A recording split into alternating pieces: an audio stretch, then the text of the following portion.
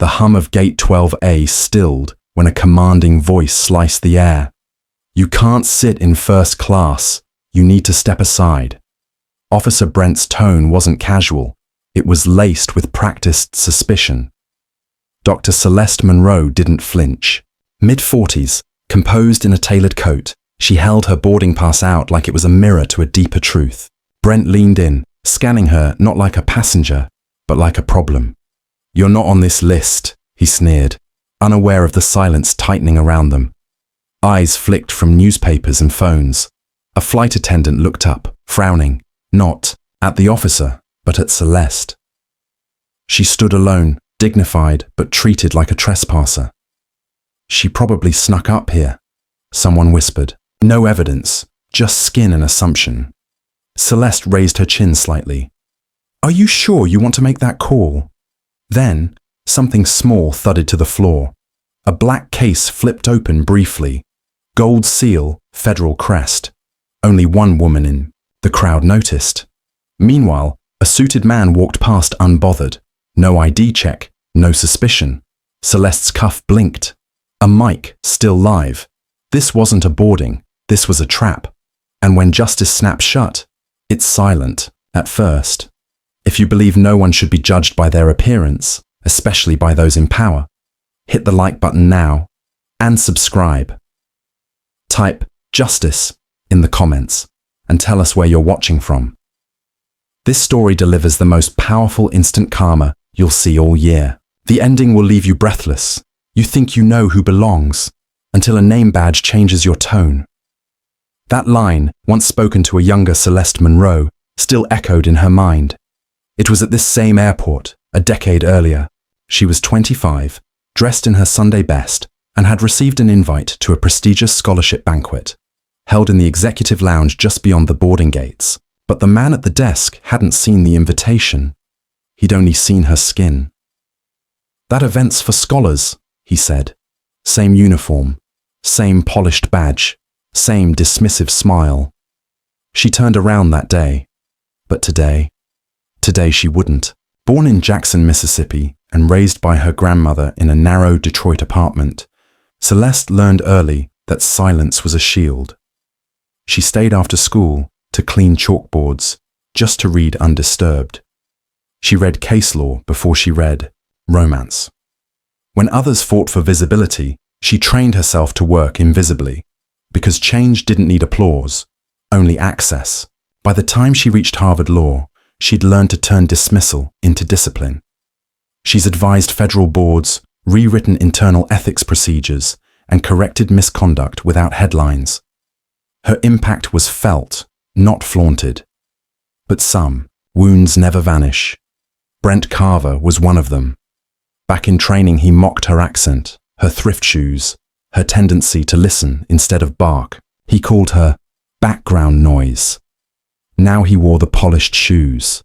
The airport security chief. Comfortable in public praise. Known for smiles when cameras flashed and cold stares when they didn't. Today, he didn't recognize her. But she recognized him. She still walked into rooms where people assumed she was the assistant or the translator, not the director, not the force sent to clean up what silence left behind. She didn't announce her title. She didn't need to. "I ordered oversight breakdowns," she would say. That was enough to unsettle anyone hiding something, Brent especially. As she waited at the gate, Brent had greeted another man, white, casually dressed, no boarding pass in sight. "Welcome aboard," he grinned, without hesitation. That same smile had tightened into suspicion when he saw Celeste. He glanced at her like she didn't belong in the frame. But frames lie, eyes deceive. And what Brent didn't know is that the woman he'd just challenged writes the very rules he thinks protect him. Ever been judged before a word left your mouth? If that's ever been you, drop a comment. Brent stepped in closer, his voice sharpened to a whisper, but soaked in acid. "People like you think a nice coat gets you anywhere." It wasn't protocol he was enforcing. It was pride. It wasn't policy. It was prejudice. His words landed with the quiet violence of someone who thought he was untouchable. A nearby traveler caught the insult but kept his eyes down, pretending not to hear. That's how it often starts. Not with a blow, but with complicity. Brent turned to the surrounding crowd, letting his voice rise with performative authority. "You can't be here unless you're on the manifest for this class," he declared, louder now, ensuring everyone at Gate 12A heard it. The gate agent flinched, uncertain. She'd already seen Celeste's name, but Brent's tone made her question the list twice. Doubt is contagious when delivered with a badge. Celeste said nothing, but her eyes shifted, deliberate and sharp, toward the back of the room. A plainclothes man leaning by the wall nodded once and vanished behind a pillar. Brent didn't notice, but a few viewers would. The game wasn't just playing out in public, it was being recorded from within. Phones lifted again. A stroller rattled to a halt as a young mother glanced up, hesitant. A woman near the coffee stand turned slightly, camera angled low. No one spoke, but the silence had changed. It wasn't just apathy anymore. It was awareness. "She's making this harder than it needs to be," a man in a polo shirt muttered. Judgment always moves faster than facts. Already, Celeste was being framed as the disruption, not the one disrupted. Brent, now emboldened, took another step forward. "If you refuse to comply, I'll have you removed under federal obstruction," he threatened, flexing his position like a performance. His voice wasn't firm, it was desperate in disguise. The young flight attendant looked between them. She wanted to say something. Her lips parted, then shut again, but her gaze held longer than the rest. Maybe she wasn't ready to speak, but she was starting to see. Then finally, Celeste moved. Just her voice, quiet, surgical, devastating. "You might want to double-check what you're escalating." The words didn't rise, but they sank into every corner of the terminal. The gate held still. Brent blinked. Something had shifted, and not in his favor. "If you were misjudged in public, how would you handle it? Drop your answer in the comments." Brent's voice climbed like a warning siren, sharp and showy. "You were already told to step back. I'm not repeating myself again." He wasn't speaking to Celeste anymore. He was performing for the crowd. He jabbed his finger toward the distant security desk. "Last chance." That phrase wasn't policy. It was theater, and Brent was begging for applause. Everything around them slowed. Conversations stopped mid-sentence. A child's cry was muffled by a mother's hand. The chatter at the coffee kiosk faded into silence. Passengers froze, mid-step, mid-scroll. Gate 12A had become a stage, and Celeste Monroe was at its center. Still seated, Celeste adjusted the lapel of her coat, brushing it slightly like dusting off lint. But beneath that motion, a mic, no larger than a pinhead, clicked alive. A silent ping traveled to a distant server, alerting an off-site compliance team. Phase 1, complete. The audience thought she was folding her coat. She was launching a protocol. A voice cracked through the crowd like a spark. "Wait, I think I've seen her before." A man near the exit leaned toward his friend. "Isn't she that reporter from Channel 6? The whisper created ripples of doubt. Misinformation, curiosity, suspicion, all mixed together. It was a red herring, but it worked. Now even those watching wondered, who is she? An older man near the edge of the gate clutched the handle of his rolling bag. His jaw tightened, his knuckles whitened. He stepped forward, then stopped. The tension in his body said he wanted to help, but the culture of silence held him back. The crowd split, like fault lines forming. One group nodded along with Brent, compliance loyalists. The others, unsure, whispered behind cupped palms. Everyone watched, no one moved, and Celeste remained still. Then she did something unexpected. She sat back down, not with force, not with rebellion, just calmly. She returned to seat 1A, adjusted her bag, and rested her hands in her lap. It wasn't a protest. It was a statement. "I bought this seat because I belong here, and I'm not moving." Moments later, the young flight attendant, the one with uncertain eyes, stepped forward and placed a water bottle gently on the armrest beside Celeste. She didn't say anything, but her gaze lingered. For the first time, a gesture of quiet rebellion had crossed the line. Celeste reached into her coat pocket and slid a USB stick into the seatback pocket ahead of her. It was marked with a red sticker, "Play me." Nothing dramatic, just a planted truth left for the right hands. Brent's voice erupted again, louder now, teetering on desperation. "Do not engage with this individual," he snapped. "Staff are instructed to proceed with standard compliance." He was losing control, and he knew it. His words sounded official, but they were laced with panic. A vibration ticked against Celeste's wrist.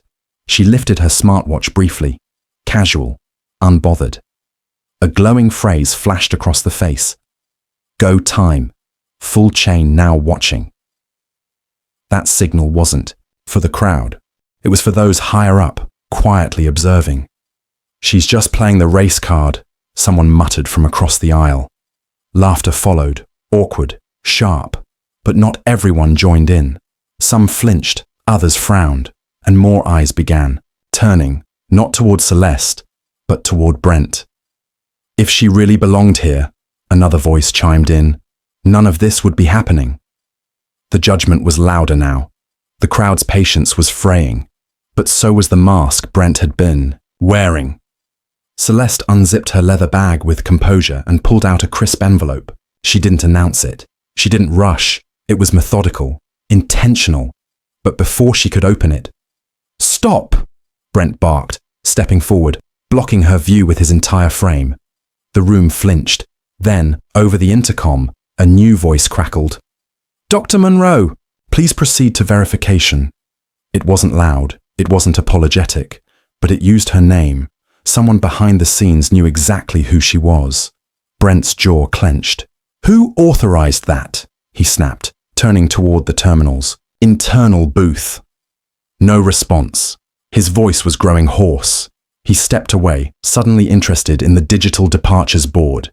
He began scrolling through flight codes with artificial focus, pretending to do his job, but it was too late. The illusion had cracked.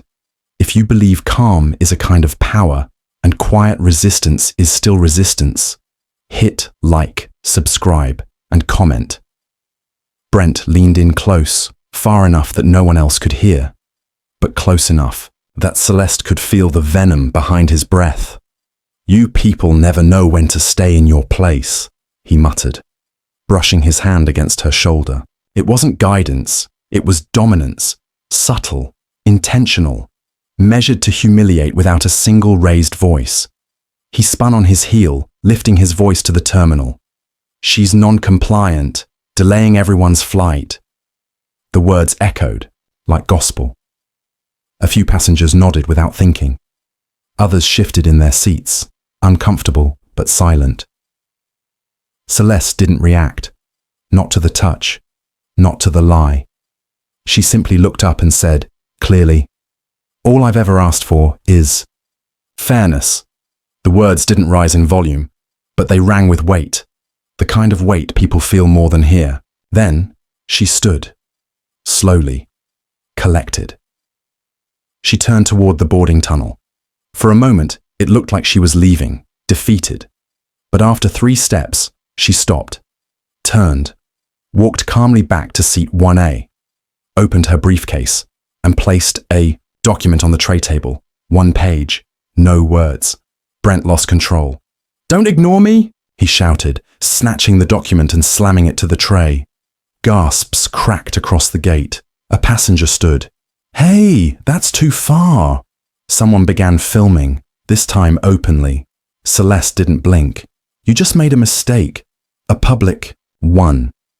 She didn't have to raise her voice. Her stillness said it all.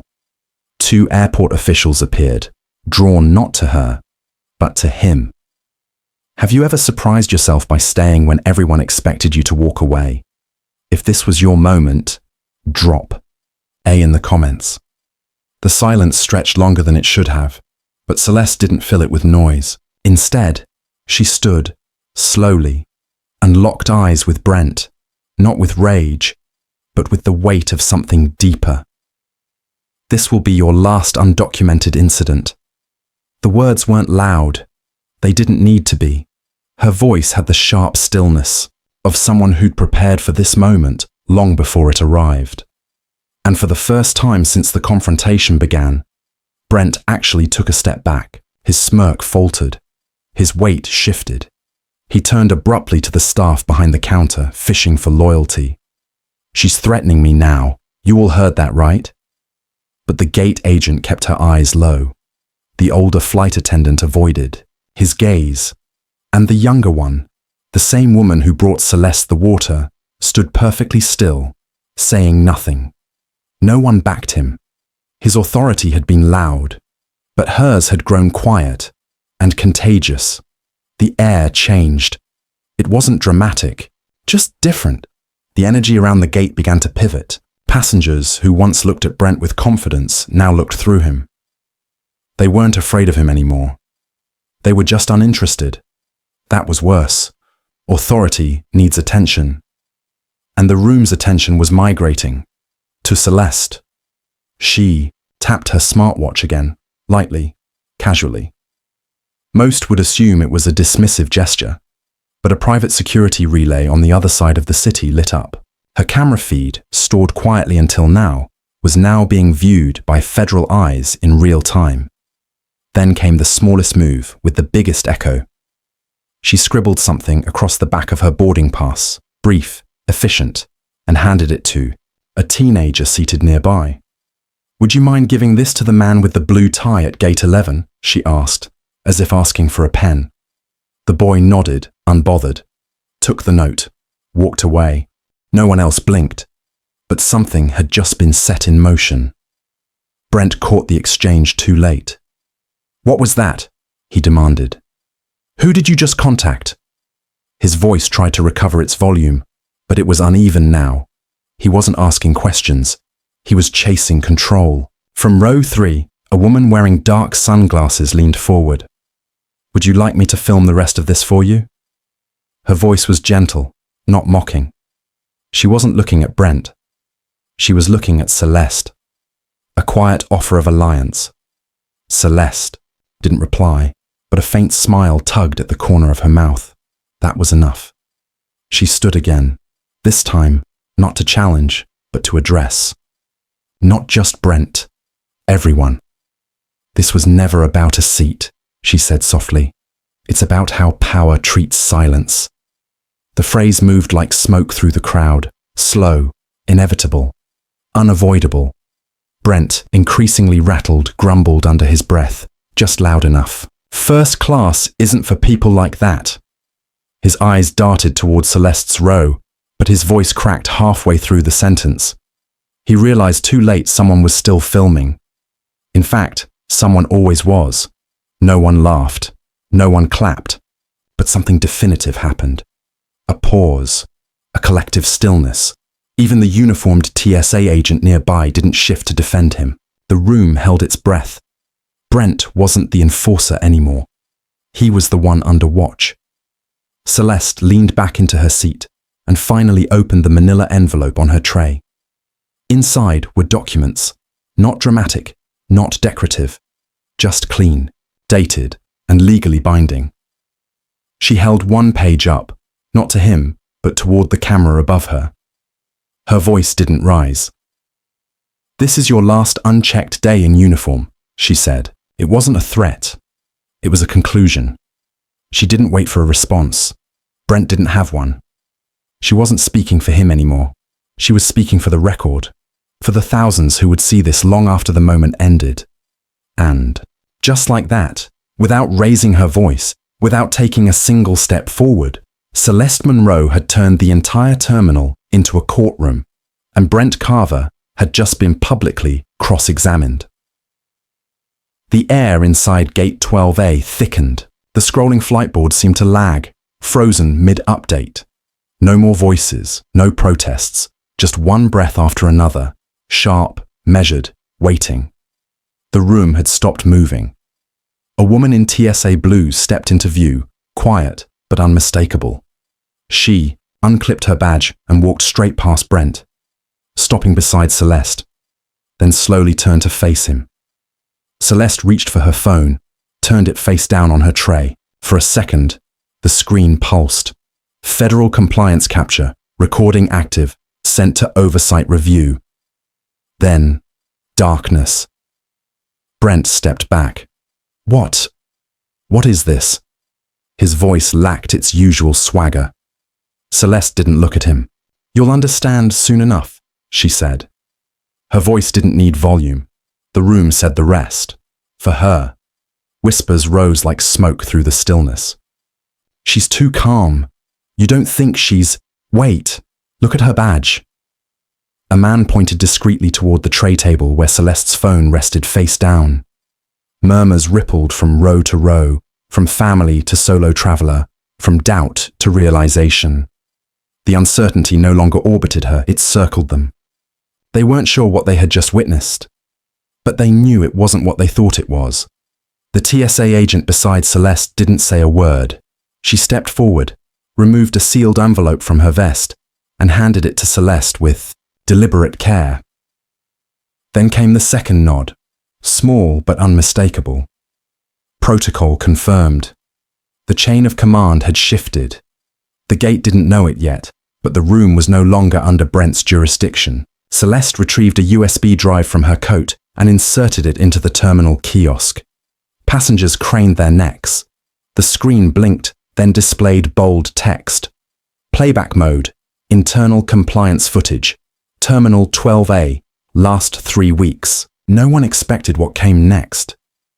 It wasn't footage of Celeste. It was Brent.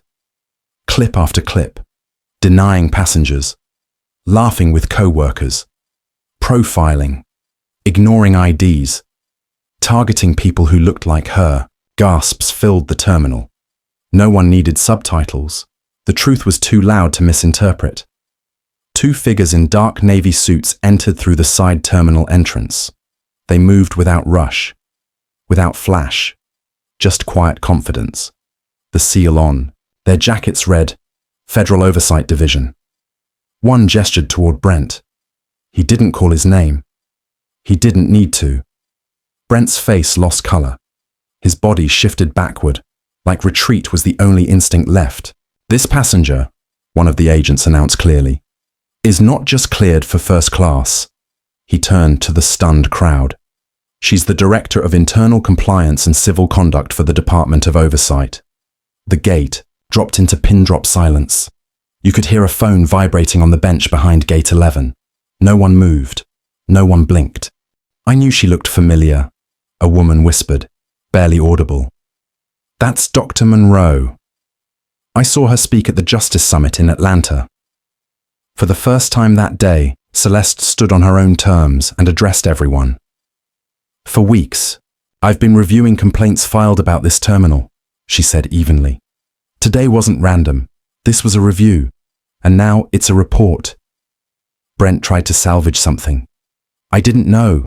I thought, but the words collapsed before they formed. He knew.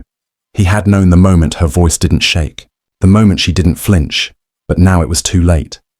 The taller of the agents stepped forward. Effective immediately, he said. You are placed on administrative leave, pending federal review. Badge, ID, radio. Brent stood frozen. Then without a word, he unfastened his badge. His hands trembled. Celeste said nothing more. She walked back to seat 1A, picked up her water, and took a slow sip. There was no celebration, no smile. She didn't have to win out loud. She had already won in silence. 2 additional officers appeared from the main corridor. Unlike Brent's earlier theatrics, they brought receipts, printed affidavits, sealed digital logs, reports time-stamped, signed, verified, every complaint, every breach, every recorded act. Brent wasn't just embarrassed, he was exposed. Celeste stood again, not for drama, for accountability. You never asked who I was, she said to Brent. You assumed who I wasn't. The words cut deeper than any accusation. A few claps echoed from the rows behind her. Then more. Someone said aloud, Thank you for showing up for all of us. The energy turned. Suspicion became solidarity. You chose assumption over procedure, Celeste said calmly. Disrespect over responsibility. Brent looked around. No one stood with him. Not the security officers. Not the airline staff. Even the gate agent had stepped back into the shadows. Brent made one last move. He grabbed his coat and shuffled toward the side gate, hoping no one would notice. But the agent to his left raised a hand. Remain where you are, he said, voice flat. You're not cleared to leave this facility. This terminal is now under temporary federal administration, the lead agent announced, effective immediately. Brent's badge was collected. His radio was deactivated. His authority revoked. Then another voice stepped forward, this one unfamiliar, Civil Rights Council. This matter is now part of a broader racial profiling. Investigation. External review will follow. What happened at Gate 12A wasn't just an isolated act of prejudice. It was a policy breakdown, and now it was a federal case. Brent mumbled, voice barely audible. This wasn't personal, but he wasn't speaking to Celeste anymore. He was talking to himself, trying to find a version of the story that might redeem him. There wasn't one. Celeste met his eyes one last time. It became personal, she said. The moment I made it public. She turned to the room, her tone not accusing, but clear. To those who watched and said nothing, don't stay silent next time. But to those who recorded, who noticed, thank you. Her eyes caught the young flight attendant. The woman didn't speak, just nodded. A nod Celeste returned. Not performative, just real. A thank you spoken in silence. As she moved toward the jet bridge, a young man near the window looked down at his phone. The headlines stared back at him. Meet Dr. Celeste Monroe, the quiet force behind federal police oversight reform. He looked up, eyes wide with awe. The screen faded to black. As boarding resumed and passengers funneled into the jet bridge, a young man in business attire lingered behind. He walked up beside Celeste, clutching a carry-on he no longer seemed aware of. I've never seen someone win without raising their voice, he said, his voice barely louder than the hum of the jet engines outside. Celeste didn't say much, just offered a small smile, the kind of smile that says, you understand now. Because sometimes silence, when it comes from purpose, echoes louder than any verdict read aloud in court. By the time her plane reached cruising altitude, the footage was already climbing across the internet like wildfire. Millions of views, headlines spinning, comment sections flooding with words like dignity, strategy, and poise. It didn't go viral because she screamed. It went viral because she didn't need to. A few days later, at a quiet forum tucked inside a local university library, no press, no lights, Celeste spoke to a group of law students. One asked how she managed to stay calm while being humiliated so publicly. She didn't deliver a rehearsed line. She just said, power isn't volume, it's vision. It wasn't a motto. It was a way of moving through a world that too often mistook volume for value. She looked around the room and added, if they don't see your worth, don't raise your voice to prove it. Stay still, stand tall. They'll see it when it matters most. 2 weeks later, she walked through that same terminal again. The overhead lighting hadn't changed, but the posture of the man at the security desk had. Welcome, Dr. Monroe, he said, his voice respectful, his stance careful. It was the same gait, but the story it told had changed. Somewhere far from that terminal, Brent sat quietly in a mandatory reform seminar. He didn't speak. He didn't argue. He just listened. It wasn't redemption, but maybe it was a beginning. At headquarters, Celeste stepped into a secured conference room. On the table sat a folder marked Initiate Phase 2, Airline Industry Oversight Expansion. This was never about punishing one man. This was about shifting an entire system. As she walked out, her voice carried over the screen. Legacy isn't in what you shout when the world is watching. It's in how they change when you're no longer in the room. If quiet justice speaks louder than revenge, hit like, subscribe, and comment what moment gave you chills. What legacy will you leave?